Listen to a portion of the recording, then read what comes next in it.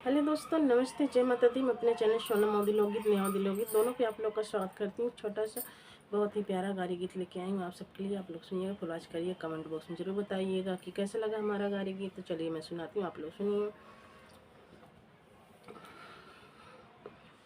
ऊंची ऊंची बखरी उठावा थे समाधि साले, ऊंची ऊंची बखरी उठावते समाधि साले, यारी यारी ने भूला लगाई।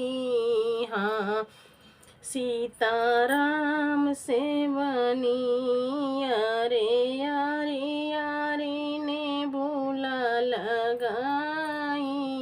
हाँ, सीताराम से बनी, ने बुला तोड़ा न चली समाधि के वाहिनी हो, ने बुला तोड़ा न चली समाधि के वाहिनी। अरे गड़ी गैया गोरिया में कांटा,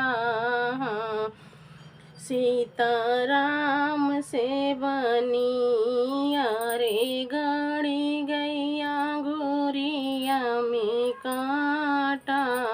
हाँ, सीता राम से बनी, कटवानी कारण चले भैया हो कवन राम, कटवानी कालन चले भैया हो कवन राम। अरे ओ नाहू से जोड़े ली नाता, हाँ, सीताराम से बनी, अरे वो नाहू से जोड़े ली नाता। हाँ, सीताराम से बनी, ऊंची ऊंची बखरी उठावते दुल्हे साले, ऊंची ऊंची बखरी उठावते दुल्हे साले, यारे यारी यारी ने भूला लगाई। हाँ, सीताराम से बनी, अरे यारी यारी ने भूला लगाई।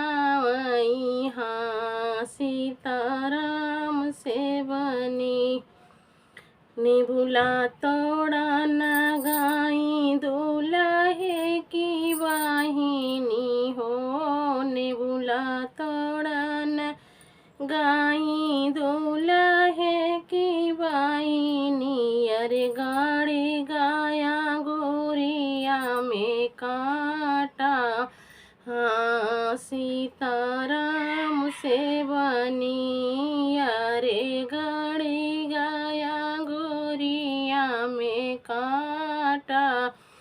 हाँ, सीताराम से बनी, कटवानी कालन चले भैया हो कवन भैया, कटवानी कालन चले भैया हो कवन भैया। अरे वो नाहू से जोड़ली नाता, हाँ, सीताराम से बनी, अरे वो नाहू से जोड़ली नाता।